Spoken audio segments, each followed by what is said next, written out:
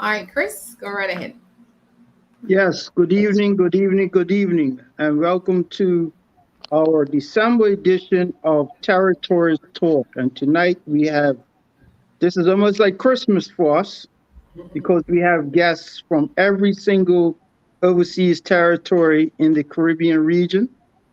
Um, Thank you to our viewers on Facebook, our viewers on YouTube, our listeners in the Virgin Islands on CBN Radio 90.9, and our viewers on in Bermuda on Channel 82. Thank you, thank you, thank you. Tonight's show, we are going to have guests from every Caribbean island and every Caribbean overseas territory, and we're doing a review of what's going on in each territory and some things that are specific to each territory. So, without further ado, I have my co-host Eden Hurlston and Shaina Smith Archer. And in order of protocol, Honorable Akierra M.D. Missick from Turks and Caicos, Honorable Quincia Gumbs Marie of Anguilla, Speaker Shirley Osborne, Shaina Archer, future MP, Eden Hurlston, future MP, and Dwayne Robinson, future MP. So welcome, welcome all. So tonight how we're gonna do it tonight, we are gonna do because we have so many, we're gonna do the questions in rounds. And the first round, we're gonna start off just asking brief introduction of yourself and what's going on in your island. So I'll start with, as we did in protocol, I'll start with Honorable Akierra Missick. Welcome to the show. Thank you so much, Honorable Famous, for having me, as well as Shania and Eden, your co-host for Territories Talks. Thank you to all my overseas territories colleagues here in the Caribbean and North Atlantic region, and to everyone that's tuned in, whether by Facebook, YouTube, and the various TV channels and radio stations in our jurisdictions. So, I'm Akira Missick. I'm the Minister of Infrastructure, Development, Housing, and Planning in the Turks and Caicos Islands. I'm a third term member of Parliament. This is my second time having the distinct honor and privilege of being a cabinet minister, and I've served one term as a member of the opposition. I've also had the ability of serving as the Deputy Premier of the Turks and Caicos Islands, as well as the Minister of Education. So, our year in a review, it has been an amazing, euphoric, but challenging 12 months. We had our election in February of this year. It was a landslide victory for my political party. Our makeup in the House of Assembly is now 14 to 1. So we Sorry, say are that now again. a super Sorry, didn't majority. hear you. Didn't hear you. What's the makeup Sorry. in the house? Yes, so our majority is 14 to 1 for the government. That's Okay. scary in its own right. And so this is the second time I've had a supermajority. I lost during a supermajority last term, and now I've won in a supermajority this term. And so that brings its own challenges. But very quickly, because I know all of us want to share the good works we're doing in our respective countries. As we know, COVID has been the mainstay for all of us, especially Turks and Caicos, given that we are a tourism destination. And a bulk of our year, or everything we've really focused on this year, was pushing our vaccines, which arrived in January of this year. We're happy to report we are now 80% immunized or vaccinated.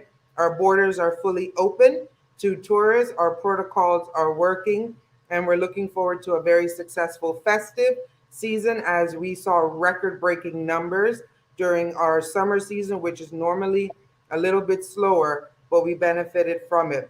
Another big announcement that we were able to achieve as a government is the return of cruise tourism. That restarted on Monday in our capital of Grand Turk. And so we're seeing our tourism product return to our pre pandemic sort of offerings. And now let's just see how the numbers result.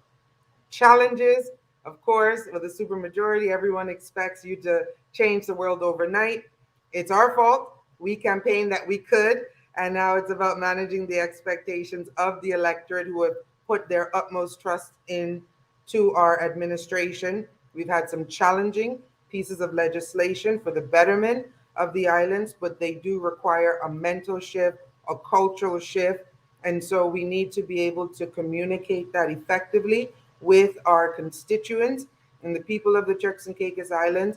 And I would say, as an administration, we have not done that well. So moving into the new year, we're restructuring how we're going to communicate effectively and efficiently with the voting population to ensure that the trust they put in us is maintained, sustained, but that they know we are here for them. We're working in their best interests at all times.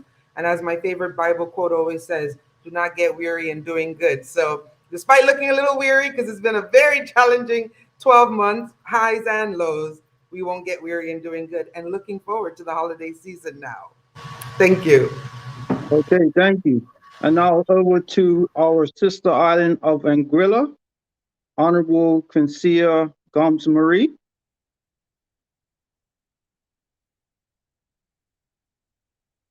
Did we lose the minister?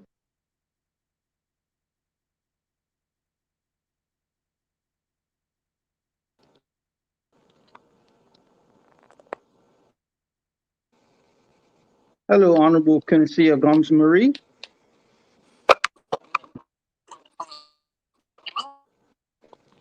Hi, Hello. good evening, Honorable Famous. It is indeed a pleasure to be here.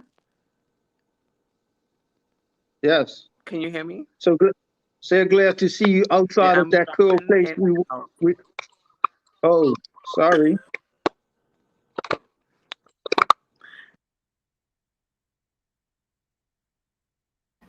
I think she may be having some challenges with her telecom. Okay. We'll go to Speaker Shirley Osborne. How are you doing, Speaker, Madam Speaker?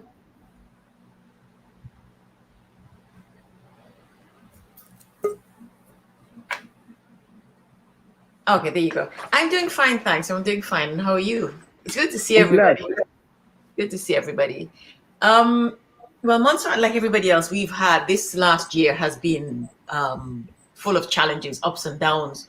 And I mean, the only good thing that we can say in the middle of this, as far as COVID's concerned, is that we haven't lost any other people. We lost one person early on to COVID specifically. At the moment, we have no active cases, but we have something like 95 or 97 people in quarantine because it's the holiday season and people are coming home. And in Monserrat, we have a Christmas festival. So we have calypsos and jump up and costumes and all that. So people who missed last year are coming home this year for that. And so they're being quarantined and tested and so on.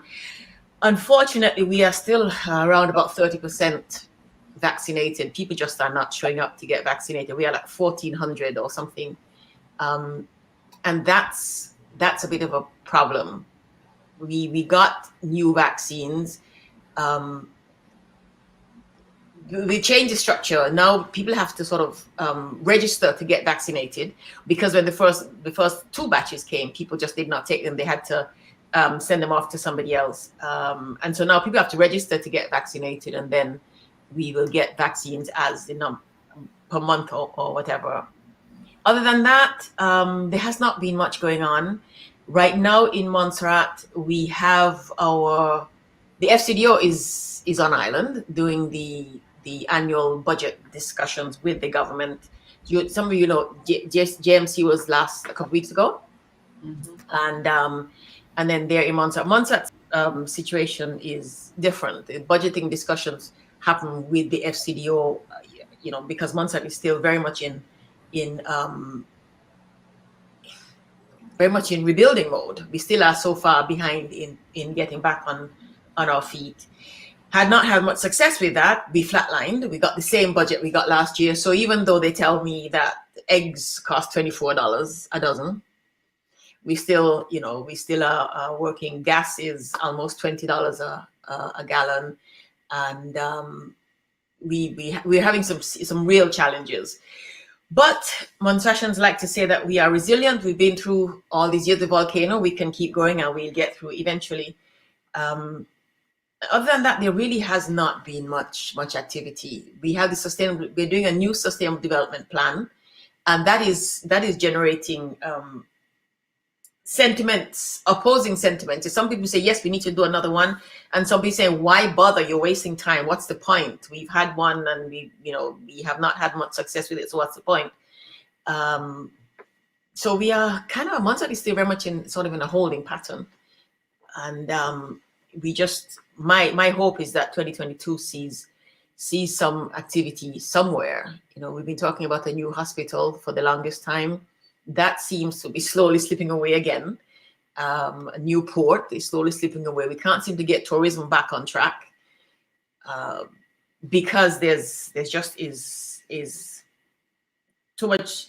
There's a lack of coordination, organization around the important things that need to get Monserrat back on track, and somehow the governments are not succeeding at doing that. So we, some of us are working outside of government. We're doing things at the Monserrat conference, which is organizing conversations and discussion and pulling resources together, and the other organizations who are stepping up in the absence of government success. So little windows are opening up. We just kind of hope that they open up wide and we see some real elevation and advancement sometime soon.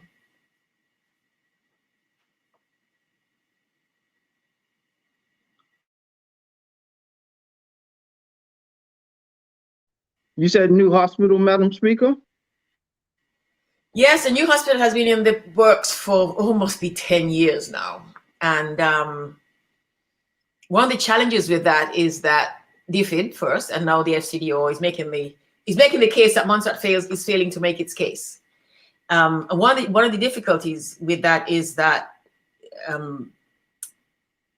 Monserrat has not been very good at collecting data on illnesses and diseases and use of the hospital, and of course people fly out for the Medivac serious illnesses. They have not even been able to do a good job of collating data on that. And so asking for a hospital, the question keeps coming back: what do you need it for? What do you? Sorry about that. What do you need it for? What's the data?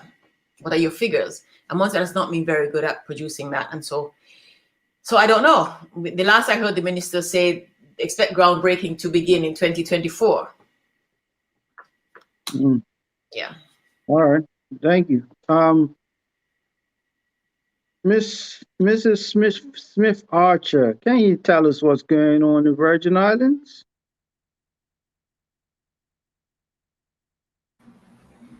I sure can, Chris. And it starts with 3 letters: COI. Oi? Is that a French word? Oi. Yes, good evening to all our listeners and audience. Pleasure to be here tonight with such a distinguished panel, actually, Chris. Yeah, this year, when I was making my notes in terms of what's been happening in the Virgin Islands, it was almost as if it feels as if the Commission of Inquiry basically overtook the pandemic in January with its announcement. And I'm sure persons may have been tuning in to the various hearings which have wrapped up last month. So we're now in a state of waiting essentially on the commissioner's report, which is expected probably next month, if not February, but it's likely going to be next month. So that we've had in terms of the community having to go through the storm of a commission of inquiry into good governance, essentially, based on the terms of reference that was put forward, as well as managing the pandemic situation. We've been blessed here in terms of, similar to the other OTs, our numbers have been low in terms of deaths. We did have our first spike in August of this year, and it is something now where we're being very vigilant with the latest variant that is out there, because we've opened our borders since December 2020, and we've been having visitors, and cruise ships did arrive for us last month, and now they're They're ramped up basically to capacity in terms of arrivals. I just did a show earlier today speaking with someone who is like a shipping agent, and they said that, we had 6 ships in today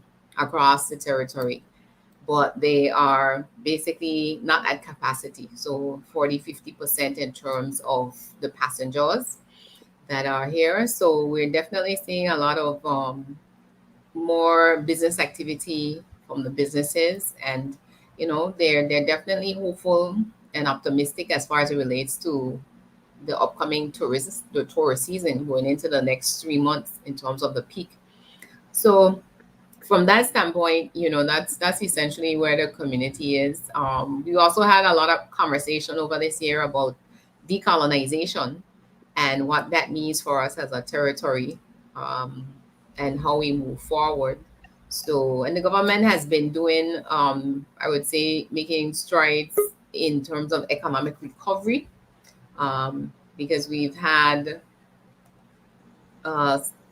since the 2017 storm, we basically were hit in terms of infrastructure as well as the economy. And then on top of that, now the pandemic situation. So it's been a lot on everybody's plate, for both the public and the private sector, in terms of how we pick up all the pieces now and continue to move forward. So I kind of relate to what the situation is in terms of, being in recovery mode and still trying to progress your development, and the importance of being able to do both at the same time. So it's that's essentially where we're at right now at the close of this year.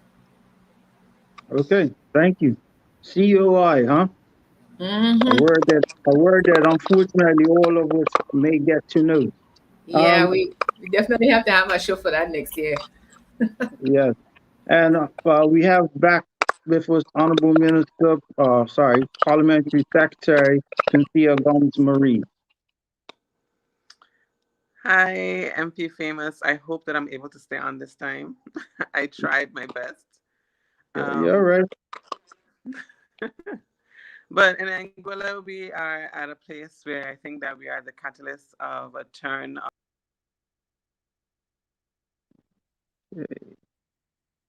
Well, looks like Murphy's Law struck. Let's Dwayne Robinson, tell us what's going on in Bermuda. Greetings all. So just speaking from the opposition standpoint, as I am a member of the opposition, Bermuda has had quite a year, as I'm sure all the overseas territories have, mostly with the pandemic, but also one of our long-going issues has been, the growing national debt.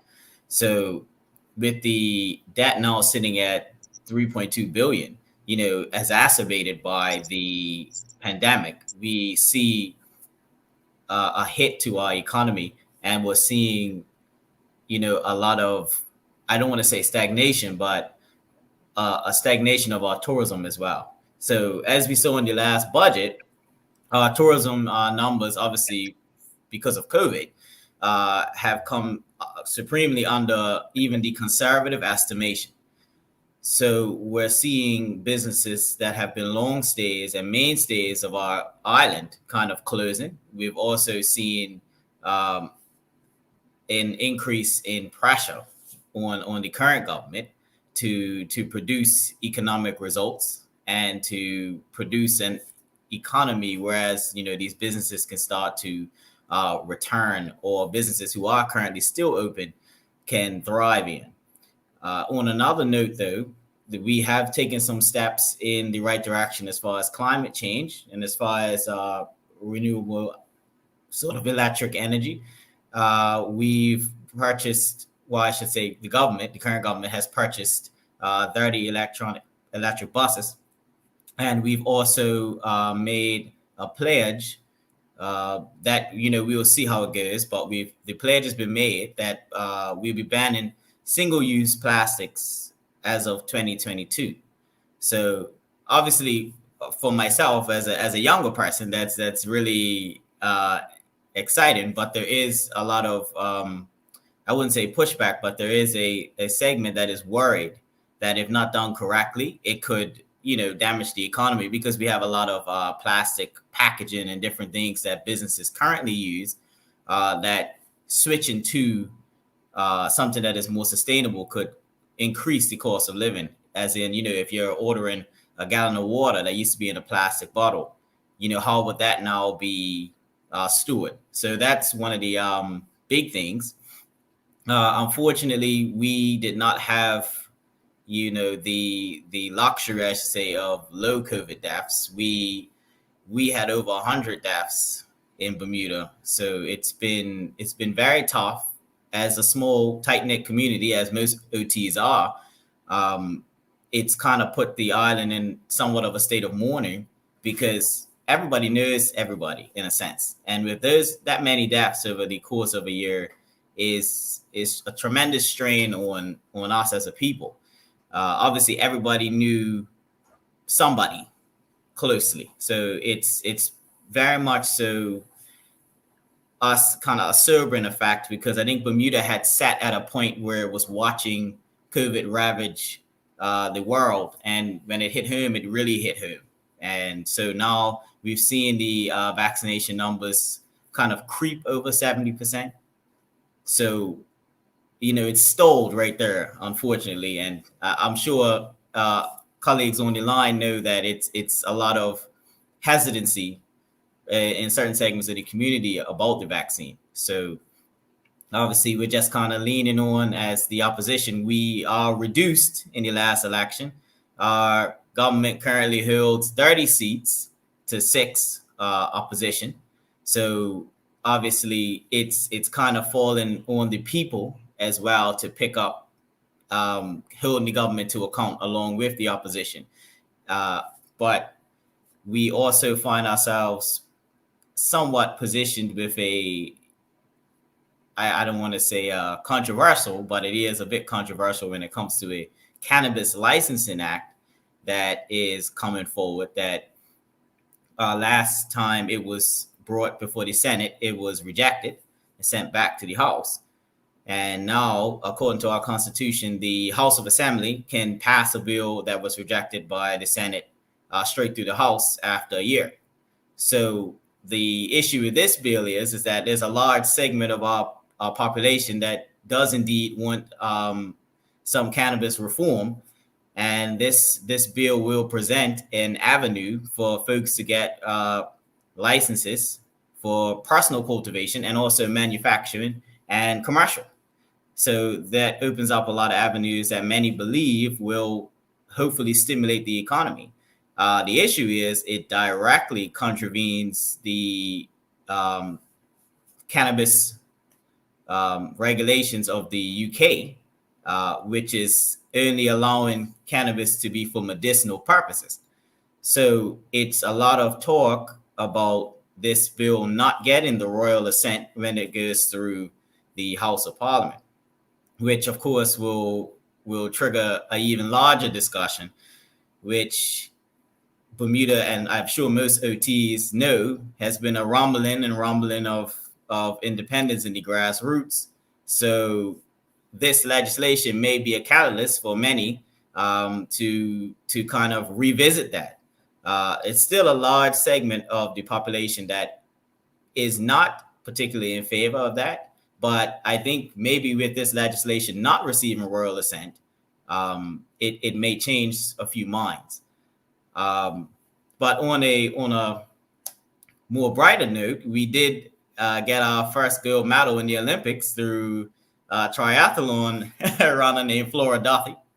So Miss Flora Duffy did bring home Bermuda's very first gold medal from the Olympics, and she's joined another legend, Clarence Hill, who brought us a bronze medal from the Olympics. So that was a historic moment for us, and I think it meant a lot for Bermuda with everything and all the losses that we had leading up to have that moment to celebrate heading into the Christmas holiday.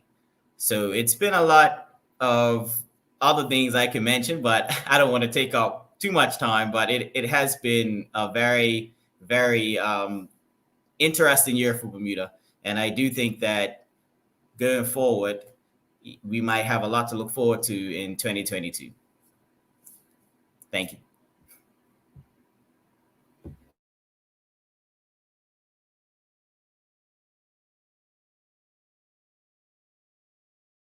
Over to you, Eden.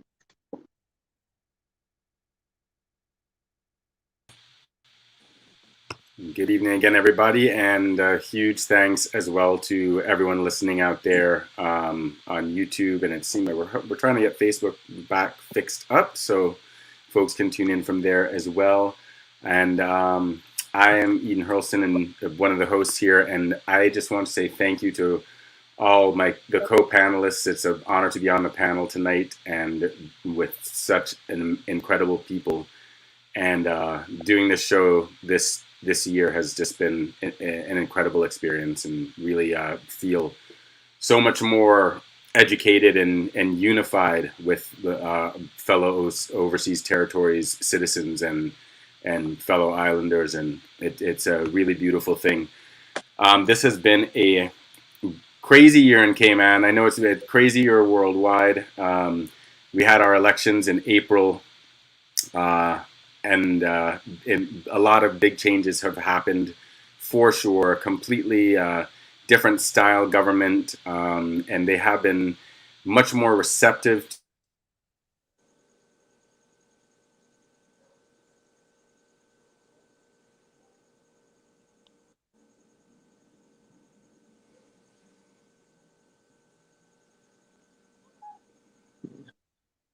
Did Eden freeze up?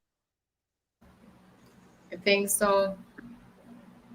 Okay. Well, we have Minister Gumbs Marie back with us, so let's try her once again. Third time's a charm. If I come out again, Chris, I will, you know what, I'm just going to say my apologies from now just in case. Merry Christmas to everyone if I don't make it to the end of the show. But thank you for having me. It was lovely meeting you in London. And our spirited discussion. Cool. It was not that cold. In the Caribbean, it's cold. Anything under 70 is cold. I guess, but it could have been a little colder. Shortly after we left, it started to snow, so we got a good time, you know. So let's be thankful for the small things, because I didn't have any snow boots. So, but it was really a pleasure meeting you there, and just to speak about just integration amongst the OT territories and building a closer relationship amongst us all. And I'm realizing, particularly through our time there and our shared experiences and our shared problems, that we are one and the same, and it would do us so much, you know, better if we work closer together and share our resources and share the things that we are doing, and also share the different programs that we are doing with the UK, so that we can all move forward. You know, we're all one people, and our time at the JMC definitely reinforced that, and our time at COP for sure reinforced that. So I think I'm meeting everyone here, with the exception of you, for the first time, but I've met different representatives, and it's really just a pleasure. And I really thank you for doing this to work on integration amongst the OTs. And I hope that we can do this again by way of this show. And Anguilla, I think I was saying before I cut off that I think it's a really exciting time, and it's weird to say that in the middle of a pandemic. But my personal mantra is always that the obstacle is the way. And I think that the pandemic provided us an opportunity to pause and look at where we were as a country and the trajectory we were on, and to pivot a little bit, but also to build on what works. For the beginning of the year, we opened tourism, and that was an exciting thing for me because I was leading the charge on getting the protocols working. So it was a very close relationship between myself, the Minister of Tourism, and the Premier, who's also Minister of Health and Minister of Finance, to figure out how to reopen the island and how to do so in a safe way. And we were lucky. We got our first community spread, our first outbreak, I would say, because it wasn't even community spread at that time, after we had already started our rollout of the vaccines. So, you know, we would have done a lot to keep the country safe.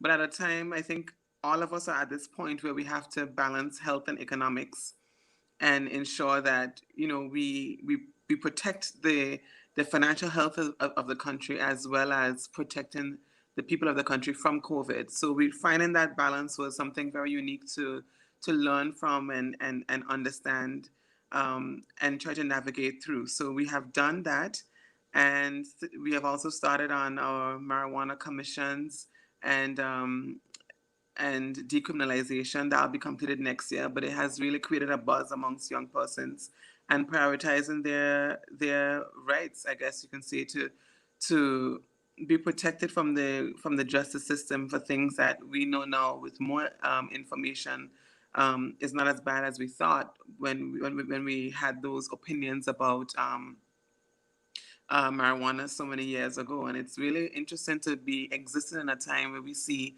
a shift in the dynamics, where you grew up thinking that it was the worst thing possible, and with information you see a social shift towards the treatment of marijuana, and going from a point of exclusion to protection. So leading the charge on that is our Minister of Social Development, Minister Deanne Kentish Rogers. And we are so proud of that. That's something that we campaigned on. We are in office about 18 months now. We got into office in June of 2020, so it's still relatively new, but ensuring that we are making changes for sure. And in addition to that, we would have done lots of consultations. Started for the first time ever weekly press conferences, so people know exactly what's going on in government. And that was a little taxing at the beginning, because every Monday you're on for about 2 hours explaining what's been happening over the past week. But it became something that the entire country looks forward to. A friend of mine with a young daughter, she wanted to know when school is reopening in the middle of COVID. And she's like, well, when is this press conference, at 2 or what? And then we realized that this is not part of the culture, where we have young persons looking up and knowing that their government will be on and present and transparent with them every Monday at 2:00. And it's something that we look forward to now, and it's just become part of the things that we do. So that's something that I think that we are extremely proud of. We would have moved lots of legislation to the House of Assembly, most notably legislation to kind of jumpstart our financial sector, which has kind of been neglected for quite some time. We've recently done our business licenses regime, where we've finally updated it to include lots of different sectors and to help formalize the informal economy and offer more protection, particularly to younger persons who are in business, so that they can open business accounts and be seen as a legitimate business, and give them the avenues to do so, as well as expanding things like procurement and working on IP legislation to further to protect them, particularly those in the creative economy. One of the things that I'm most proud of is my work on the Blue Anguilla position paper, which featured heavily at COP and as well as the JMC. I don't know if you were there that day when I made a presentation on it, but it's really Anguilla's work in expanding into the blue economy and uplifting the services we already provide in the blue economy. And that is something that I did not expect to take a life of its own, but it's really leading the way on redefining how we look at economic developments in Anguilla, and particularly bringing sustainable development at a time when climate change is one of the greatest threats we face as developing nations, to the forefront of the conversation, and reaching persons at every level that they're at. And so fisher folk know that when we do things like marine protected areas, that it's not to limit them, but getting the stakeholders involved in the process from the beginning, so that they can be good stewards of our oceans, because those are the ones who are most interacting with it. And it started out as a dream or something that I just thought would be a good idea in February, and we're here in December, and I'm very happy at what it means for Anguilla's development. We would have also done a lot. We should have been doing our budget at the end of this month, but I think a few members of the opposition would not be there, and we have a very kind and understanding premier, so he would have pushed it back to January, where we can have the full House debate the 2022 budget. I don't know if you would have heard, but we were able to get £4 million, well, a package for the next 3 years. Next year, starting with £4 million from the US to assist with, from the UK, sorry, to assist with economic recovery and resilience in Anguilla, so that we can position the country to be more self-sufficient. And I'm trying to think of all the things that we've done in a year, and I probably should have done like one of my colleagues did earlier and write it down because now I feel like everything is flying in my mind. But it's a great time. On Saturday, the Minister of Tourism and I came down on our first commercial flight from the U.S. mainland. That's American. Say that again. Can't hear you.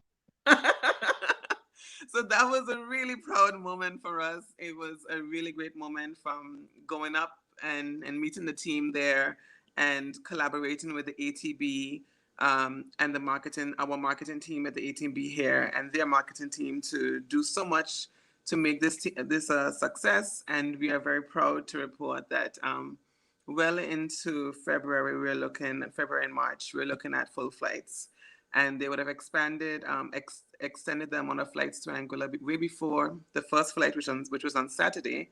So we started off with 2 flights. We're doing Wednesdays and Saturdays now. And then on the 5th of January, we'll add Mondays to that. So that being our first commercial flight. And having the majority of our travelers to the island coming in from St. Martin because we don't have a large enough runway.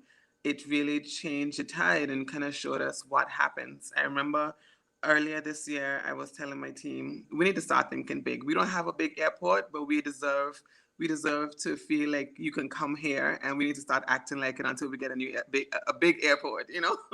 And they reminded me of that the other day, and I said, this is what happens. We are small in size, but very dignified. That's the words of one of our poets. She made a song about Anguilla, and those words are in it. So it really inspired everyone to really think big and think beyond themselves and not be limited by who they think they are, the size of what they think they are, the reach they think that they have. And I think it was a real proud moment of national pride to land and see persons line the streets to welcome our first commercial airline from the mainland US. So that's very exciting. And we're doing much more to hopefully expand that. Right now, we're working on our business case to expand the airport, and we'll be looking for finance early next year. We have a few persons in the pipeline, so I think that's going to look good. But it's something that the entire team, we were called inexperienced, but we are the team that is getting it done. And one of our major accomplishments is one of the main roads in the town that has not been renovated since in 40 years. We were able to get financing to do that as well. So this works because we are a tourism destination. So you want to look modern, you want your roads to be good, you want your infrastructure to reflect that. So it's a really good time in Anguilla, and I believe that we came in on the mantra, change can't wait, and we have been delivering on that. So the entire team is very excited. All right, thank you for that. Before we go back to Eden, Dwayne, on the topic of new airports, is anyone you want to warn the minister from Anguilla not to go around when it comes to airports? You're trying to get me in trouble. Thank you for that, Minister. I will hit you up on the DM about someone you should stay away from. A little bit through the grapevine. I'll look out for that DM. Yeah, I think the other honorable minister can I shouldn't say attest, but can give a little background as well. But that's a side note. Now we have Eden back. Sorry about that, Eden. Gremlins, man. Christmas gremlins. Santa's elves that play with the internet. I was talking about the elections that had happened earlier and in April of this year. Brought about a lot of changes in Cayman, a lot of hopeful changes for more people-centered involvement. Interesting that when I got my internet back on, Honorable Quincia Gumbs was talking about having transparent meetings and regular press conferences, because that is going to be a big part of the push of these administrations as well. We're supposed to have some of our planning meetings to be live streamed, more of board meetings to be live streamed, so that the public can be aware of decisions that are being made in certain boards as approvals are made for different things, and things are being bantered about in everything from culture to the environment. I've been asked to serve on the board for the EPC, which is the Energy Policy Council. So we're to review our national energy policy and try to guide us more toward renewables. We're woefully behind, and this is really an excellent chance to address training in truly relevant skills in Cayman and getting people into green economy and taking advantage of the size and relative wealth of Cayman and our year-round tropical weather. Just like all of us who live in this region really should be, not just from an ecological and carbon and climate action perspective, making use of renewables, but really helping that to fuel new parts of our economy and create new training opportunities as well, because it is an incredibly growing job market, and we should be exploiting it here in the Caribbean for sure and exploring it. We've seen some good action relating to cost of living, which we did an episode on.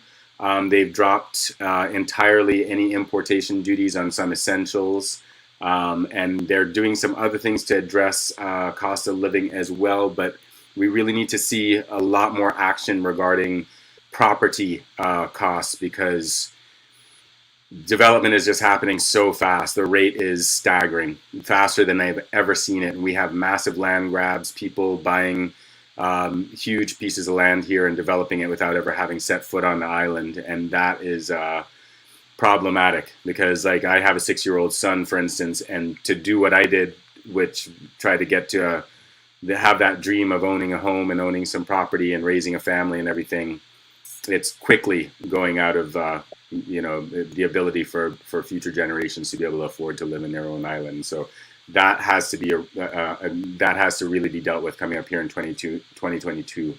So we're hoping to see a lot more action on that front.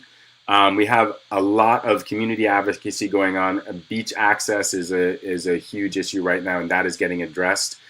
Private landowners who've tried to take over public beach accesses and these prescribed public rights of way are now being told that they have to unblock them and have to give accesses. They are getting registered, and our public lands department is registering and going to be protecting our rights of way. And now we have a new push as well for the overland rights of way. So we're really looking at that as this is something that is very grassroots centered, public right-of-way footpaths that would connect different districts and of course allow us to get down to the sea and to the different waterways. And these are kind of some of the types of grassroots pushes that we're seeing a lot of communication on with the government here. So we're hoping to keep broadening that into more community involvement in neighborhood planning and development in general. And we're seeing, Catherine Ebanks Wilkes, elected representative for West Bay Central up here in my district in West Bay, who was a guest on our show, a guest panelist. She has been doing some incredible work. And as she keeps fleshing out her programs, we're seeing real, big pebble in the pond type of grassroots politics. She's using her constituency office not just for doing the office affairs and making sure her constituents can reach her, but she's going to be offering tutoring there. She's going to be offering job counseling. She's going to be make it a food bank location. So you're going to actually be able to go there, and you could drop your kid you could bring your kid to have them get 45 minutes tutored in their math. And if you need it, you can pick up a food bank package, and you can also sit down and get 45 minutes on how to prepare for a job interview or how to fill out a job application. And again, that's just one district office. And that's the kind of thinking that we really need to see to make these good changes in the community. So we have a lot of hope through candidates like her that are really, trailblazers. And it was great to have her on the show. And we're dealing with our own, aspects of climate change for sure. A lot of things are coming up as we try to reinvigorate the economy and get tourism going back. We had our first commercial flights back, a massive, crazy spread in COVID, which thankfully we didn't see very many deaths. Unfortunately, we saw some folks pass. It was almost all people with pre-existing conditions. And thankfully, our vaccination rate was very high. And now we'd have our first official case of Omicron from a quarantine traveler. And so that just happened today. That's literally breaking news from earlier today. And so we got to see how things are constantly changing as far as protocols and accesses, and so we all are going to have to roll with this. And as we get going with this, one of the big stories that is happening right now is this plan to re-nourish a big part of our beach down in southern 7 Mile Beach that has been eroding. And it's a part around the Marriott properties and some of the Dart-owned properties by Royal Palms and that. And so there's this proposal being put forth to see whether or not it makes sense to put $20 million into re-nourishing the beach. And so some of us advocacy groups like Amplify Cayman, who made the People's Sustainability Charter that we released in September, we are really pushing to make sure we take a good look at this and make sure, is this the best spend? Are we going to be integrating real climate action strategies along with just the Band-Aid of dumping a bunch of sand on the beach to make it look nice for visitors to come back and things like that? We really have to start thinking on multiple levels because, and this is happening all over the Caribbean. And I really just mirror those words coming out from Mia Motley in Barbados, that this is an opportunity for us to create whole new economies. We can innovate from having to deal with this crisis that is happening. I believe the entire Caribbean needs to call for a climate emergency, not a climate change, but an emergency. New Zealand has called for it in December 2020.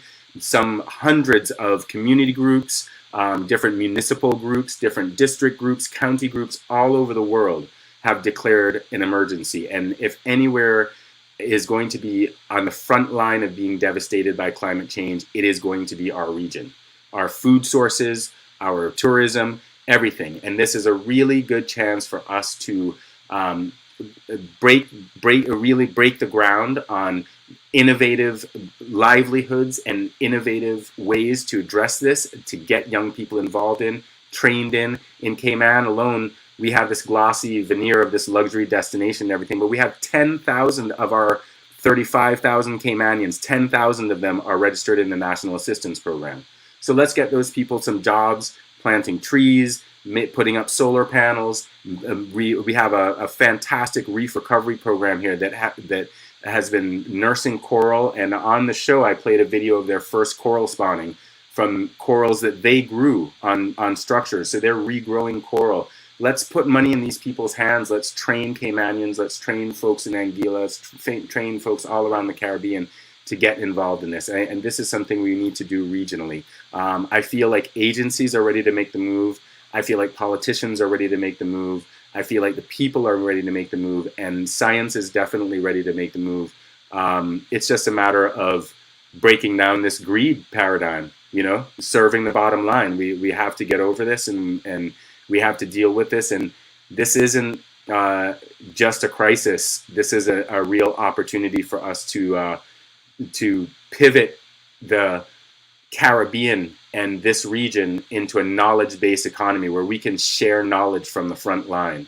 We have to imagine that if someone who was on the front line of COVID could in real time share their knowledge about how to deal with sea level rise, how to deal with rising temperatures, we can export this knowledge, we can share it instantly, create mini universities, mini workshops on how to replant mangroves, on the effects of different things going on tidal changes, how to deal with elevation and getting your people to higher ground, strategies in dealing with climate change overall. And so we really need to use this opportunity. I know COVID is complicating things right now, but this is, the climate emergency is going to be the subject that encapsulates all other subjects. It's going to be the conversation in which all other conversations are happening. And the Caribbean people, this is a right opportunity for us. It's great to hear that Bermuda is taking some action. Great to hear Barbados is taking action, and great to hear about the the Anguilla, your program going on there in accelerating the blue economy, because these are the kind of ideas we need. So we're going to be pushing All this right, stuff here in Cayman as well. thank you, Eden.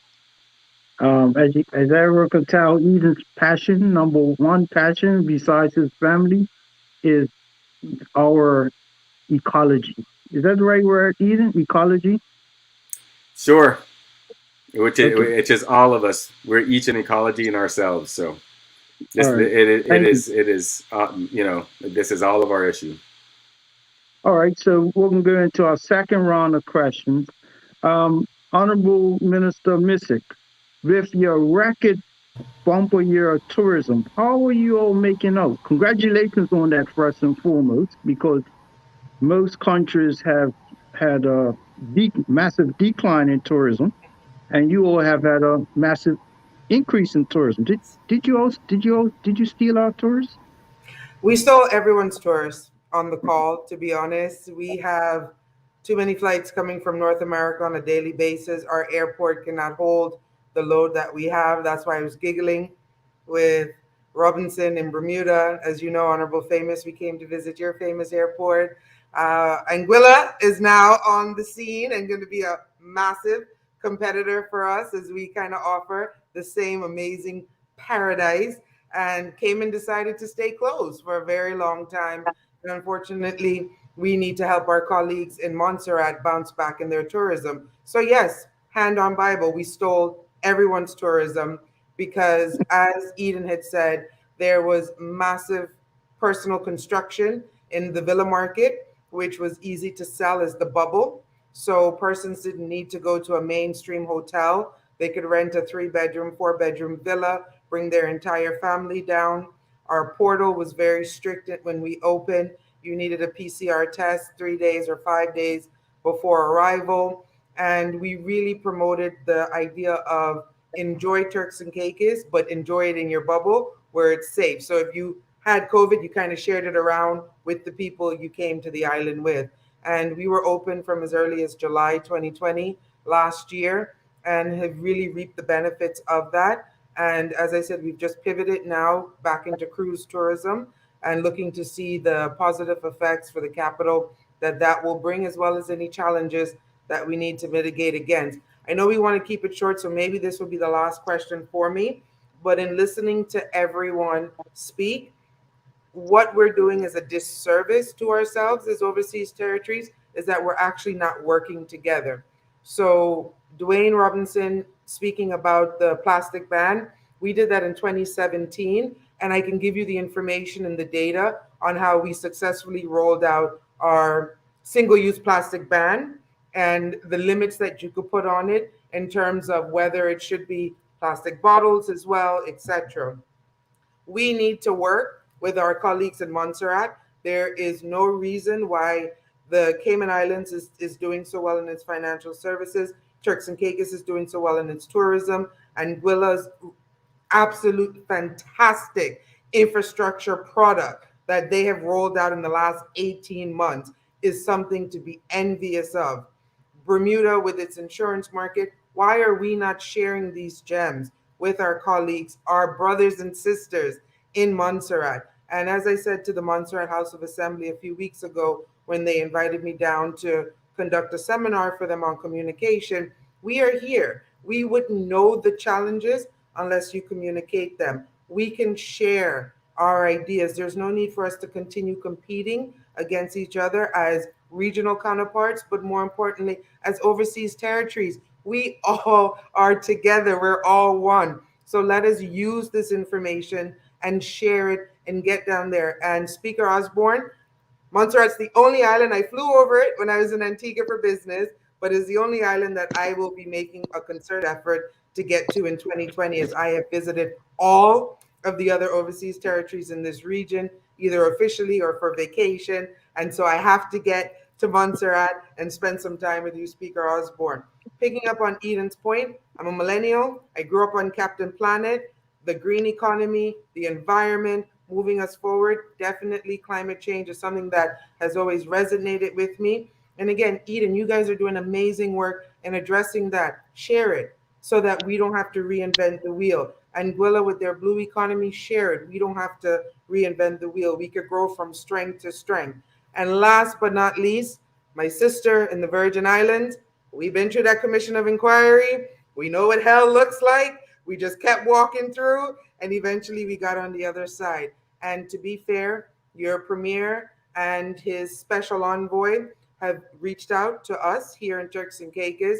I think they've reached out to all of our brother and sister colleagues in the Caribbean region overseas territory to stand with the Virgin Islands. I do believe that a very clear message was shared in the JMC a few weeks ago that if the United Kingdom is going to continuously decide that people of brown and black skin in their territories are misappropriating, mismanaging their affairs after many, many years of ignoring us, except when a hurricane is threatening us, or they can find a way to come down and oversee, then they're going to push this independence discussion amongst the overseas territories a lot faster than they anticipate.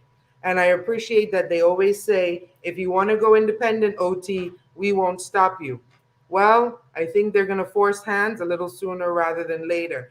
And so, what BVI is working on with their cannabis legislation, I think may have passed, and what Bermuda is seeking to introduce, or it was Anguilla. Again, TCI, we haven't even opened that can of worms yet, but when it does open, we would be able to rely on your experience and your practice as well. So that's it in a nutshell to show you we are all doing the same thing, but we need to share the benefits of what we are doing more so that we can be more effective, more efficient, and more collaborative, which is the most important thing.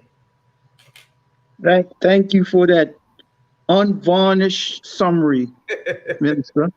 For those who don't know, Minister Missick has been one of our regulars on Territories Talk when we were started off in the radio, and now she has joined us in the online format. So look forward to more from her and others from Turks and Caicos. Now, on to you, Minister Quincia Gumbs. Marie, you, as we're talking about the economy, you had a sterling performance. I watched you live. Before I saw you live, I watched you live present in at COP26.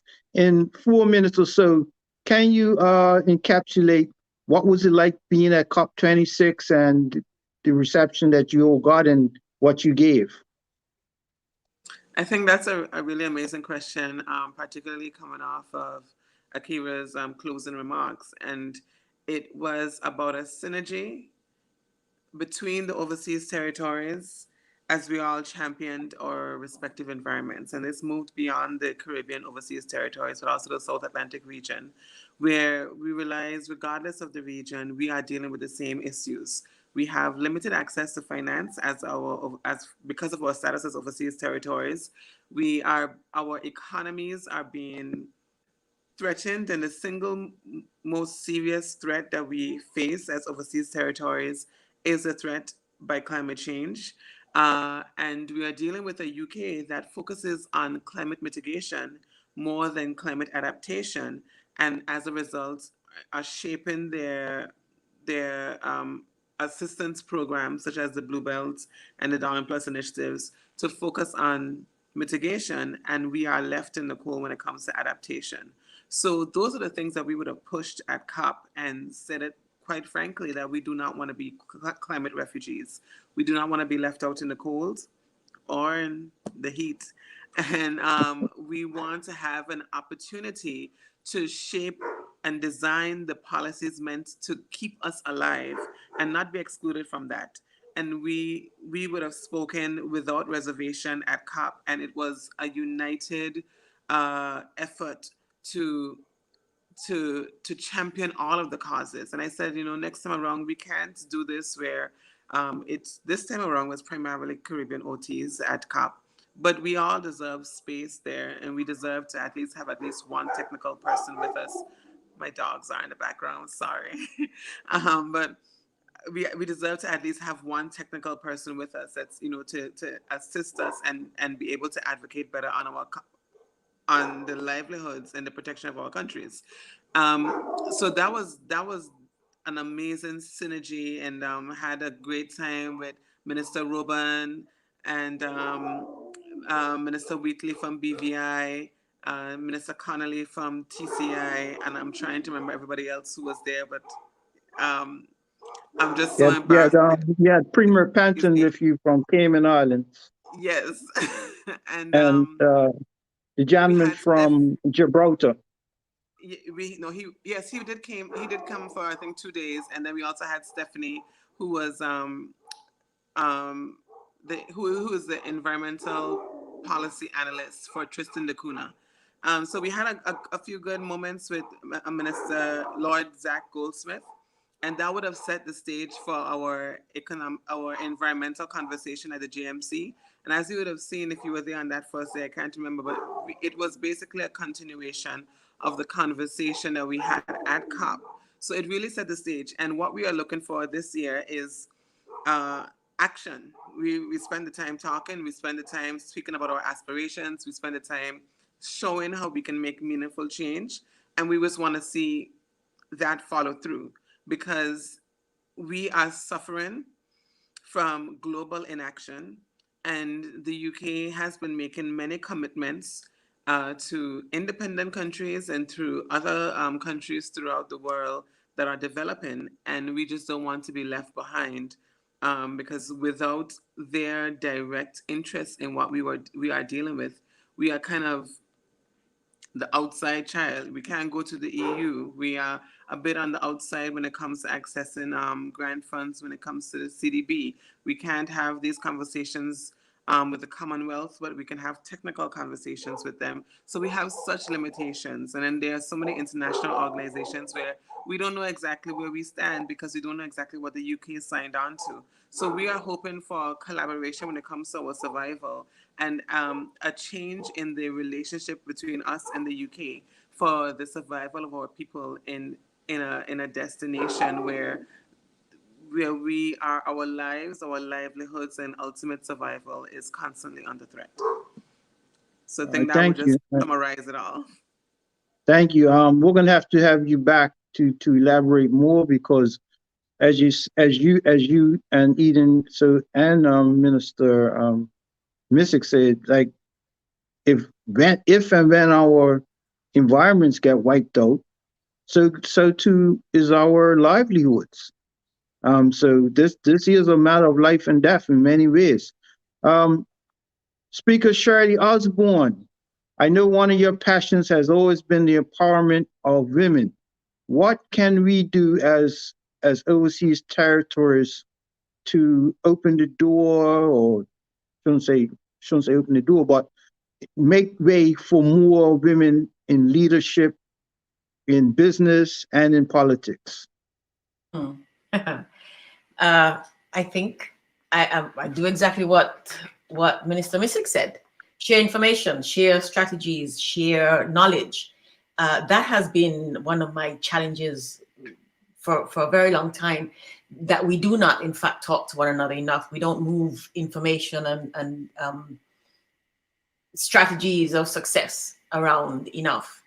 I think one of the things we ought to do also is find ways, find the organizations, the policies that other people have, piggyback on things that the international organizations have, because even though as individual territories we may not have direct access to them in the sense that we are not actually members, the information that they have, the things that they do, we can actually take advantage of them.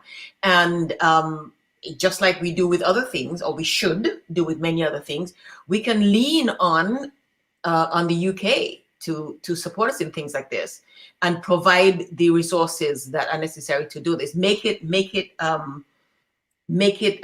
policy, because the way the world is going, everybody else is talking about it. Everybody is recognizing that women have to be given an equal stake in leadership, and development requires women's input.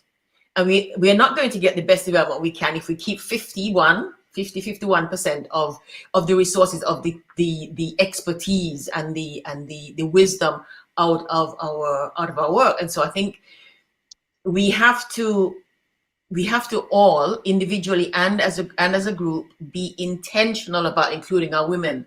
Remember in 2016 when the CWP, we had a CPA meeting in St. Kitts. The CWP agreed on that. We had begun work. We remember we got 2 professors from the University of the West Indies, and there's a lot of energy about the University of West Indies starting preparing a syllabus for leadership for women, for leadership generally, and for women's leadership in particular. And then as things go with politics and people changing and moving around, that kind of fizzled out. But I think that's where we need to go. We need to be intentional about these things. We need to make it a policy that we include our women. Just today, I was talking with the current speaker, and she told me that she had a conversation with a young man. He's 37, 38, a very young man who is interested in running for office in the next elections in 2014. And his notion is that if there's one woman, that's enough. You don't need more than one woman in parliament. And it blew her mind. She just couldn't understand that kind of approach, especially from somebody of that age. So we're still struggling with this. So part of what we need to do is educate our men and our women, because there are women who tell me that, you're not supposed to be doing that, Miss Osborne. That's for the men to do, and the way that the men manage politics also discourages and to some degree even disturbs and frightens some women. And so we have to find ways to support and reassure the women and make it a formal policy statement, policy objective. Now, I want to say something really quickly about next year coming up for Monserrat. We also got notice that we're getting a new speaker. A new governor. We do a new governor next year. We're getting the woman who was the director of strategy in the BVI. She's coming to us, Tucker, Sarah. What does that tell us? Yeah. I keep telling people in Monserrat, I talk to the current government, I talk to the opposition, I keep saying, you guys have to pay attention. The British people the UK doesn't make these decisions haphazardly. There is a structure, there is a goal, there's a strategy and a system, a process that they're working through point by point by point to accomplish some goals which are not necessarily in our best interest. So we have to always have our eyes wide open, ears cocked, as we say in Monserrat, and pay attention to these things. And I think in Monserrat, we miss a lot of them. And that kind of frightens me. And I actually heard somebody say that they're sending a woman because the boys, something to with, they're sending a woman because the men, because of the way the men work. And one set of people thinks that because she's a woman, she will have more authority with them. Another set of people thinks that because she's a woman, it means that they have no interest in pushing forward anything, which of course is not true. So I'm kind of interested in seeing how that works out. But we also are working very hard. I'm still working really hard on getting women involved in running for the next election. So and I think that's what people need to do. Women need to support women and pull them in at every level into politics and get them working. I think we have thank you, because as Honorable Missick will know, I don't know when she first met you, but I first met you in Cayman Islands in 2018, and you were the head of the I want to say CWP, sorry. And you ignited a passion in myself and my colleague, Honorable Tanae Farbit, to ensure that we do our part to, both men and women do our part to encourage more women to be involved in politics, because when I do the overall ratio of women parliamentarians in the overseas territories, I don't even think I will I will present the figures in the new year, but it's not even 25%. Some islands may have 25%, some may have 10%, some may have less than that. But cumulative speaking, is less than 25%. And we have to do a lot better. And one of the, as you know, one of the ethos of this show is to highlight women in leadership. Unfortunately, I actually have to leave now because I have to give a presentation. But I just want to take a moment to, first of all, thank all of you, because this has been, Akierra Missick, Honorable Missick would know, this has been a dream that we've had for quite some time, ever since Cayman Islands, when we were basically forced to unite because of actions of the United Kingdom. And it should not have taken the actions, us reacting to what they're doing, for us to unite. And through Shaina and Eden and each one of you, all our guests over the last few months, we have something here that's very special that is helping to unite our people. I remember in London, I will go into too much into the circumstances, but at a dinner, I had to carefully explain what this show is about to some dinner guests. And I think they finally, or now, are starting to see the wisdom in it. And this show this is a show for all of us. I may be the host today, someone else is going to be the host tomorrow, but this is our show. This is our avenue to speak to each other, about each other, not just about each other, but to each other and to the people in our countries. With the JMC, the leaders of our countries speak to each other, but the populations of these countries don't get to speak to each other and hear various different voices. So I just want to say that this has been a dream come true for myself and others. And I wish you all the best in 2022 and beyond. And I will leave you in capable hands of Eden and Shaina and Dwayne. I will see you tomorrow when we have our other radio show. So thank you and love you all throughout the overseas territories. Thank you. And just remember, we are one people.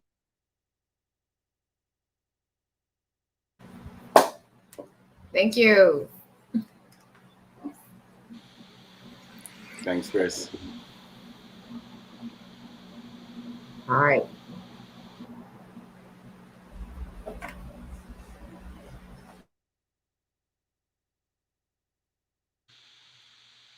All right. Where are we at in the in our wrap up here then? I think. Sorry. Before I go, it will be Shaina, Dwayne, and then yourself, Eden. Okay. Thank you. All right. Thanks, Chris. All right. So Eden, I think I don't know if he touched on the questions in terms of what we were looking at in the future. What was the next line of questioning? But looking at the time, I don't know if that's a pivot we want to make at this juncture.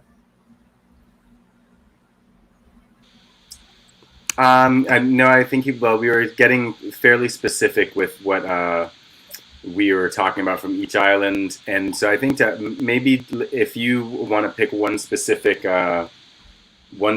topic, or you want to look into 2022 and tell us what's going to be going on in BVI there, then we can take that tack and tell us what you look forward to. All right. Yeah, I guess I'll do sort of do a nutshell. I'll first start off by saying I second the motions everybody spoke to, in that we definitely have to have a think tank of sorts, because all of the issues, whether it's labor, it's immigration, it's cost of living, it's, physical infrastructure development, good governance, everything we realized, I think over the last 3 to 4 months, in a short space of time that we started to show up, that we all are facing the same things. We're all on the same journey in terms of our development as well. And that collaboration has to be the order of the day in terms of how we sort of ramp up the learning curve even faster. Because I think, and I'm going out on a limb here, but I know I have an agreement that the UK has done a good job in terms of keeping us divided, and that has not been to our best interest. So, you know, when I realized Chris was involved with the show in terms of the radio version of it, you know, and reached out to him, I was like, hey, you know, this is something that we need to take out basically to the masses, and you know, put this information out there, because uninformed people are and empowered people. And that is something where, again, we're charging and challenging our governments that we need to make sure that we're having not just the dialogue on the ground, but abroad. So, you know, events, I would say, like the Commission of Inquiry, we saw what happened with Turks and Caicos. But for most people, you know, it's 10 years or so later, but they haven't followed up to see, well, what was the outcome? How did things, you know, develop? And even the possibility of it happening here is sometimes we just look outside of ourselves and figure, you know, that doesn't concern us. So we have to look further into, you know, how we collaborate more. So, you know, for us here on the ground, especially for me, I am very passionate around self-governance. But the key thing for me, especially since I'm right now with the Chamber of Commerce as the chairman, that economic independence is very pivotal. So, you know, whether it's Anguilla, it's Montserrat, Virgin Islands, again, all of us are on the same economic development journey in terms of how do we maximize our resources to empower our people again. So it's not just jobs, we're talking careers, business opportunities, whatever the case may be, and making sure that we are utilizing our resources to the best of our ability. And the reality of climate change, you know, I think hopefully it hit home for the region this year, because again, we've been seeing it on the global news now for years. But the conversation now by champions such as Honorable Prime Minister of Barbados, you know, say we have to be assertive, as it were, in the action that's needed. It's you know, this is like code red right now. We're not interested in anybody's conversations and fancy speeches, but you know, the I think it was the Minister of Foreign Affairs in Tuvalu, which used to be a British colony, where he did a speech standing in knee-high water to say, you know, this is serious. You know, it's already upon us if we're not careful. So we have to make sure that engagement is happening, and that they understand in terms of the developed countries that, you know, this isn't for a tomorrow kind of action, but that it is something that's urgently needed. So I am very happy that we were able to get this panel together tonight, Eden, and, you know, I would say, start the conversation to how we further collaborate as OTs and chart a way forward, because, you know, again, there's strength in unity. And when we pick up our cause together as one, you know, there's no way we can lose. I that's where I would say. So over to you.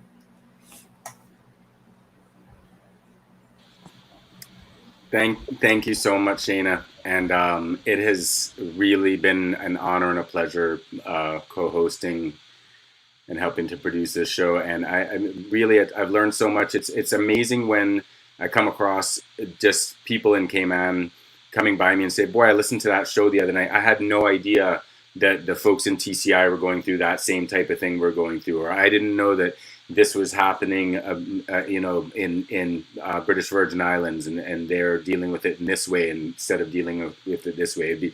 And so again, this has been one of these, the theme and almost the foundational purpose of this show is building bridges with one another, trading information, and relating, knowing that it's we're not alone in our struggles. We're not alone in our thoughts. We can compare notes with other people in the region. And we really do have an opportunity here, just building off of this same theme about how important it is for us to be unified. We have kicked around some really interesting ideas, talked about on this show about the thought of the Caribbean having its own shipping line, its own airlines, its own cruise lines. So that, yes, you might fly to Miami, yes, but once you are coming to within our region, then it's our shipping lines that we're shipping things with regionally. It's our airlines. Now, from things like that to how we deal with the climate emergency. We're talking about single-use plastics and how that can disrupt the economy, except that we see a lot of research coming out of different countries. They're using banana leaves, they're using growing different mushroom mycelia and things like that to make packaging. Why isn't that something we can do here to close the other end of the packaging dilemma and empower our own people, and once again put businesses in where we're developing the single-use plates and forks that are made out of compostable material and things like that. We need to empower ourselves in this opportunity, and that comes through unity. And we right now in Cayman we have the Cannabis Petition going on. It's been formulated by lawyers. It is pushing the question. We have medicinal cannabis here, but this is going to be something that has to be contemplated. It's going to be something that has to be dealt with across the Caribbean. So we're very interested in seeing what happens in Bermuda. We're very interested in seeing what happens in the other overseas territories here.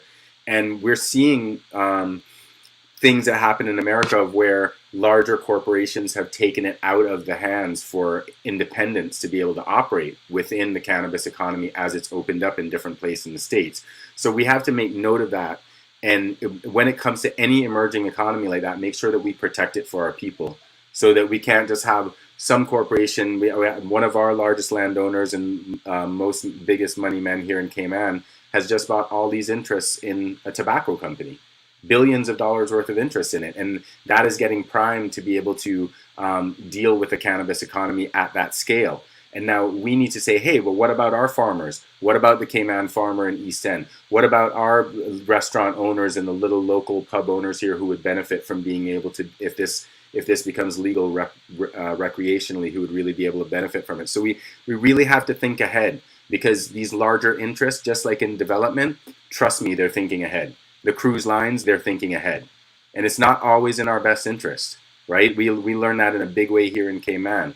And we have these thoughts of independence. We know, just like the Honorable Akierra Missick was saying, this could get pushed at any moment. So where do we stand on this? Are we going to be in different silos and being worked against each other? Are we going to be being told one story here and told another story here? Or are we going to have united OTs and informed OTs where our citizens are aware of, okay, this is what independence really means. This is what it means if we're not economically independent, like what happened in Jamaica, where it's kind of independence, but when everybody owns all your other resources and they're the ones profiting from it. And those are the type of things that we're fools if we don't look out for it. And I know we've been shy about talking about it. And in my 20 years being back home, I'm so glad to see that we're no longer like, oh, we need to discuss this over here, because look, this is something we're going to have to deal with, and we're going to have to face it, and it is something that we can use to our advantage. But again, if we are united, it is a different story than if we are this one over here, this one over there. I'm look out for my best interest.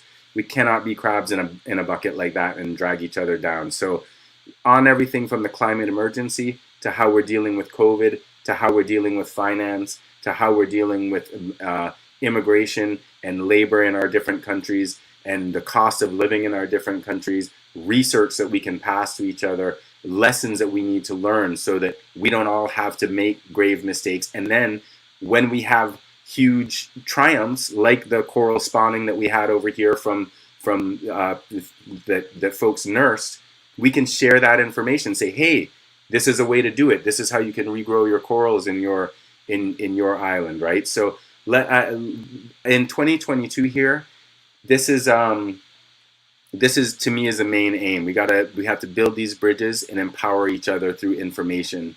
And I'm really excited about this, because as difficult an era as this is, as many challenges as it poses, this is the time that we are all made for. This is when it's time to show up. And so and as long as we all show up, nobody has to be perfect. No one has to have all the answers. It's just a matter of sitting at the table and say, hey, I have this one solution. I know how to grow this one thing. Oh, I have this solution. I know how to fix this one thing. Oh, I'm a counselor. I can help people who might have mental health issues, and everyone put their little part in, and that table will fill to a full meal in no time flat. We can do this as Caribbean people. We know something about filling up a table with good, nutritious food and proper things to eat, and that's where we're at in this era now. We need to take care of our region and take care of each other. And I want to pass it on to Honorable Dwayne Robinson.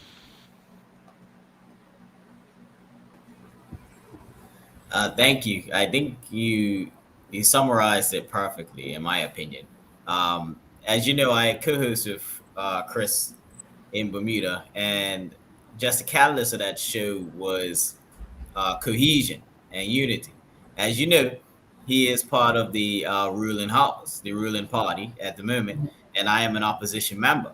But when I entered politics, we found a meeting in the middle that our island home was something that was near and dear to both of us. And though our political philosophies differ in certain aspects, we found that we have more in common than we had it different. And so when the show was proposed, this kind of was a catalyst for kind of showcasing to our people in Bermuda that, hey, the Westminster system is naturally combative, but you can come together and find a middle ground in which, your island can progress. That I don't have to oppose everything that MP Chris Famous says because I'm of the opposition. That we can actually say, you know what, that's a good idea. And let's see how we can build upon that as a constructive opposition. And I think within my own party, that is the stance that I take constantly. When I first joined hands with Chris, they were like, what? Like, what is what's going on? But over time, they've seen the response from the community, and Chris and I both kind of align as far as where we want the island to go, to be self-sustainable, to be a leader of climate change, and to also join with the other OTs, because I do think it is a disconnect in a sense of in our schooling system and all the way up of breeding that cohesion between us. And I think that is going to have to start from the grassroots level of all of our individual overseas territories. So obviously, Chris gave me a few instructions before he left to speak on kind of getting young people involved, which is something that I think is important to both of us. And obviously, one of my main reasons for getting involved in politics was because of the fact that, the ideas that a lot of you distinguished folks have mentioned in your individual OTs are a lot of ideas that we would like to implement as younger people in Bermuda. And I think, obviously, it's always a case of politics being an old boys game or old man's game where, you're a young person trying to get involved, and you have all these bright ideas, and you see your OT cousins putting them into effect, and you're like, why can't we do that in our island? And a lot of times, as they call it, the old boys club has usually tied up profits and interests in the way things are currently. And, we call it maintaining the status quo here, which is, you're breaking away from something that's been profiting, a large segment of the community for a while. It becomes difficult. But I do believe that doing it individually amongst ourselves is what's going to lead to that that renaissance for the overseas territories. So for me, I believe personally that the driving force for our change is going to come from our younger people, because a lot of what we're saying is innovation. It is forward thinking, and it is something that usually comes from an upheaval of the current system. And the upheaval of a current system usually comes from the generation that hasn't exactly been indoctrinated into it. So I think that the conversation that's being had here is going to be the catalyst for the younger folks who are saying, you know what, instead of talking, let's go do it. We in Bermuda, we've seen a lot of KBB Keep Bermuda Beautiful groups cropping up. We've seen a lot of young people coming together to protest, to speak to government, to form pressure groups. And for Bermuda, that's a large step because we've been relatively, I don't want to say docile, but for a long time, the grassroots had been a bit party divided. They voted along those lines. And a lot of times that Westminster system pulled us apart. So when one party brought something forward that would be beneficial, a lot of times we ended up spinning our wheels for 10, 20 years because it was a certain party that brought it forward. And I think what we're seeing in Bermuda, especially for what me and Chris are fighting for, is progress over partisanship, like bringing us to a point where we can see what benefits Bermuda and what direction we need to go without it being clouded by, I'm an opposition member, I can't let this guy have a good idea. Because if he has a good idea, he may stay in power, he may stay elected, or that government may stay elected, and my party will not be in power. It has to be more along the lines of presenting yourself as a suitable and superior option that is still moving the country in a better direction. And I think that is the catalyst of what we're fighting for, which is progress, progress, progress. Doesn't matter where it comes from. If MP Chris Famous has a good idea, I will support him from the opposition, because that's what's going to get us out of that colonial mindset of, tearing down, arguing amongst ourselves, and we can start uniting as a people. And I think once we fight those battles for us and we unite within our own OTs, it will be very easy for us to unite as a collective. So I know comments are supposed to be brief, so I won't continue, but I am very, very, very, very honored to be sitting on this panel and having this discussion with so many esteemed people who have pretty much laid out kind of the groundwork of what I need to be getting on with in my own political career. So I appreciate that. Thank you. Well, I guess while you have the mic, Dwayne, we will start the Christmas wishes. So you could go ahead and wish Bermuda Merry Christmas and a prosperous New Year. Yes, definitely. Well, I want to give Bermuda my Merry Christmas wishes. It will be my son's first Christmas, so his 3 months. So Awesome. we're very excited about that. So I want to pass that excitement on to Bermuda and to have a safe Christmas. We do have some cases of Omicron now, so I do, urge you all to enjoy yourselves, have a great Christmas, but keep the gatherings small, stay within your bubbles.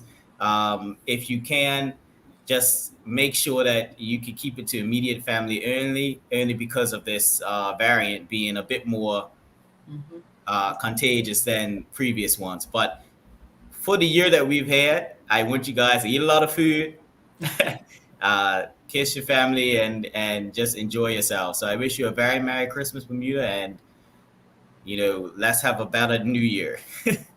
Definitely. Thank you. Thank you. And thanks for being here.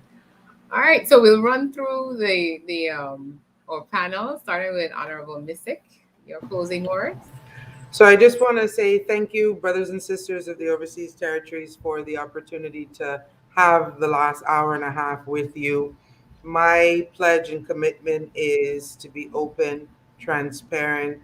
Where I can assist, please let me know. I have no problem reaching out, so be prepared for emails and WhatsApp messages over the next few weeks. We're going to take the Christmas period off, and in the new year, start bombarding you with requests for information and partnership, as I'm truly committed to building a stronger overseas territories network.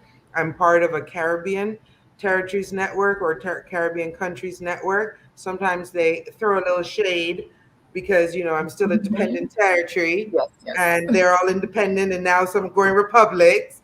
And what I want to be able to show them is that as small as we are, as my sister colleague and Willa says, we are very dignified in our size and our work and our dedication to our people. But it also gives us an opportunity to genuinely unite on particular issues. And as Eden said, where we need to push the buttons, Let's push the buttons and not be ashamed or afraid to push those buttons.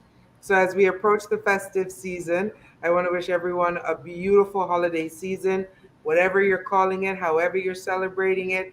The world is just changing so rapidly, and so I don't want to offend anyone. I'm Christian, so I will say Happy Christmas to everyone, but I respect everyone's view on the upcoming holiday season and how they celebrate it. May we continue to strive and do the best for the people whom we have an opportunity to represent in politics, for those who we represent in industry, for those who we represent born and unborn, and look forward to working together in 2020. 2022, gosh, no, we do not want to go through 2020 again. And 2021 was definitely a hold my beer 2020 year. So 2022, I'm tiptoeing in very quietly. I'm not going to shake anything up. I'm going to see how she lays out the first few weeks. And then if I see that things aren't moving the way they need to do, we're going to shake it up and just make it happen.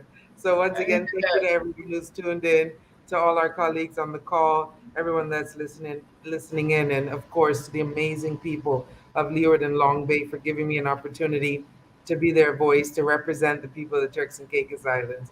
May God continue to bless and keep all of us. Thank you. Thank you. And thank you again for joining us tonight. We will definitely have you back in 2022. All right. Honorable Gumbs Marie. Thank you for the opportunity to be here, and I would like to wish all of you happy holidays and Merry Christmas. I have 1% left. I'm just a person with all the technical issues this evening. So if I shut off before everyone goes through, I just want to thank you guys for the opportunity to meet you guys in this forum, and I hope that we will keep in touch.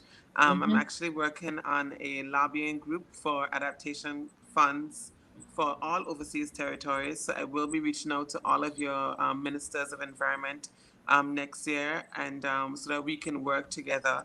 And that will be one of the ways that we will start the process of creating closer relationships. So I look forward to harassing you a little bit next year and making sure that you give me all the information I need to make it work, because it would be for all of our collective benefits. And you know, this year has been a year of obstacles, but also opportunities, and a beautiful reminder that we need to think bigger than we are and be willing to explore new frontiers as a country and as overseas territories. So I look forward to us working together and utilizing our shared solutions to our shared problems, warning each other, because I'm guessing I'm going to get a few warnings as I mentioned the airport, but also creating links. I want you to know what we're doing and what we aspire to. And I will mention your name in rooms that you're not in, and I would hope that you do the same for us, because that's how we collectively grow. And so I'm definitely looking forward to 2022 to see our OTs holding hands and being movers and shakers throughout the region, know each other by first name, and you know, asking how our kids are and how our dogs are. You guys heard mine really loud a while ago. And just creating that family environment that I know that we are capable of and will be the benefit for all of our people. I'd like to take this opportunity to say Merry Christmas, Happy New Year, and we will have an amazing 2022. I'm claiming it. Akierra, you are being a little shy. I'm saying it's mine, it's mine. For the people of Anguilla, and thank you guys for your vote of confidence in me and your constant support. This year has been a trying year. Personally, as I'm 28, so my first time in politics, and then you know sometimes the underbelly of politics, and it really has been the people who would constantly message and always have a word of encouragement or a prayer, a good song or something that would just really keep me going when I needed it the most. So I really want to thank the people of Anguilla for giving me this opportunity and growing with me and sharing your love with me whenever you get a chance, and our entire team or the Anguilla Progressive Movement Administration. They have become my family, and we look forward to moving and being movers and shakers on your behalf in 2022 and beyond. Thank you so much. And thank you for being here. I already linked you on LinkedIn, by the way, so I have everybody's numbers by tomorrow morning from Chris. Don't worry. We get serious about this networking thing here. Dwayne, why are you not on LinkedIn, by the way? I was looking for you. All right. So, Madam Osborne, you're up next. Yes, ma'am. Thank you so much. Thank you. I just want to really say thank you so much to Chris. I'm sorry he's not here, but I'll send him a private message for having invited me here in the first place. And what he said just now about him and Tanae and me having inspired them to do this, that is why I work. That is why I work. And I think when we do work, sometimes you and for us overseas territories are small territories. Often you feel like you're just shooting in the dark, you're putting in this huge hole, you have not enough to fill up, but that's what happens. One person comes on, one other person, you inspire the person, so it builds. So this has made my whole year, I can tell you that it's awesome. For me, it really is important. My commitment has been for a very long time to support, encourage, coach, train, help women in whatever way I can to step into their power, step into the offices, the houses, the seats of power, and do the work that only women can do, the work that men need women to do in order to amplify and intensify the work that they do. So next year, I continue that. I took my time during lockdown and quarantine and all that stuff. And I gathered my notes and so on, and I prepared some things, a couple of books and stuff about leadership. And I've been talking to the CPA. They've been talking to me, and I've been talking to some other people about how to bring women together in political leadership. Because for me, politics is important precisely because politics is top down. That's where the decisions are made that affect everybody coming down the line. So we want people working in every sector, but the political leadership is where all of that comes together. And I really want to see Caribbean women generally and overseas territories women step into these offices. 50-50, that's all we ask, 50-50. We don't want to be 60-40. We don't want to do what the boys did. We're happy with 50-50, but we need to be in there. And so I am going to be carrying on my work and reaching out to people and touching offices and places where I can support women, in whichever ways we can, and build these coalitions of women, build these coalitions of people, men and women, to lift this. So thank you all very, very much. It's been great. It's been a wonderful time. I will talk to you, Shaina and Eden, about something that I've been thinking about a couple of months now, about getting this into Monserrat. People read it through my Facebook page and listen to my Facebook page and so on, but I think it's I really am inspired by the idea of strengthening these bonds, working together. I've been saying this to government for the last 10 years, and they're not doing nearly enough anywhere. So I think, yes, we get to push it. We have to use our skills and our expertise and our networks and push it as far as it needs to go. In the meantime, until then, I wish everybody a wonderful, wonderful Christmas. I'm not home. I'm not going to be in Monserrat for Christmas because we've had such a terrible time. My mom died earlier this year. My sisters live here in the US. My brother is here. And my husband is here because he works in Sweden, but he's on his way back here. We're kind of all meeting up. We're having Christmas in the US. But I want to wish everybody a wonderful, wonderful Christmas and hope for an even more wonderful, happy one next year and the best new year possible. I hope we all get to do the work that we want, the work that drives us, that inspires us, and we get to accomplish and enjoy the things that we love and the people that we love, and we hold them close. I hope we don't lose anymore. We don't lose any more of this. So thank you all very, very much, and all the very, very best. Everybody in the overseas territories, everybody who's listening here, from Monserrat, all the very, very best to you. Thank you.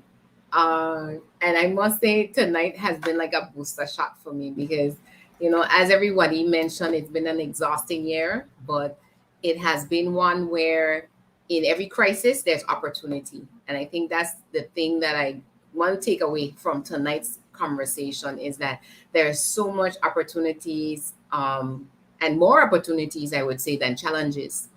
Because, as a Caribbean people, we're purposeful, we're passionate, we're people of excellence. And whenever we do anything, it's pedal to the metal. and full speed down the road, and as we learn as we go. So I just want to thank all our guests that have been with us since we've started this journey on the Territories Talk on the Facebook Live. I also need to thank our media partners that, again, they came alongside and believed in the vision of getting out. So we want to thank CBN Radio here in the Virgin Islands, FM 90.9, as well as Bermuda's Channel 82 that has partnered with us. So we're definitely looking for TCI, Cayman, and Monserrat to come online with us. So even if it's a replay after the live broadcast, however we can get this information out, we want to make sure that we bring everybody online next year as part of the vision of us, informing and uniting our overseas territories as a Caribbean people. Eden, anything else we need to add? I think we covered all our instructions. Definitely. A Merry Christmas to each and every one of you. And all of you are so inspiring. And thanks to everybody who's been listening into the show. And just we're going to have a great 2022. Let's make it great. Let's unite and make this a great time for our people. Definitely. All right. The positivity is something that we've been able to discuss extremely difficult issues, panel after panel, and stay buoyant and positive. And I believe that is one of our hallmarks as people of this region. And that is, I think that's a part of our spirit we need to take forth. We can do things with a song, we can do things with a dance, we can accomplish difficult, dangerous tasks with a smile. And I think that's who we are. Awesome. All right. So from the Virgin Islands, I wish everyone a very Merry Christmas. Definitely a prosperous 2022, no matter what comes, because we know how to make limeade out of lime. We don't do lemonade. You're swanky here. Yeah, that's what we do here. So we take the limes and we make limeade and keep it moving, because that's a drink, that's sustenance. So we always go. And again, thanks to all our viewers. Make sure you like our Facebook page, subscribe to the Territories Talk YouTube channel, so that whenever we post the broadcast, that you'll get the notification and know that we are on, or when we anticipate going on. So from my co-hosts and all of us here at Territories Talk, we wish everyone a great evening, great Christmas holidays, and see you in the new year.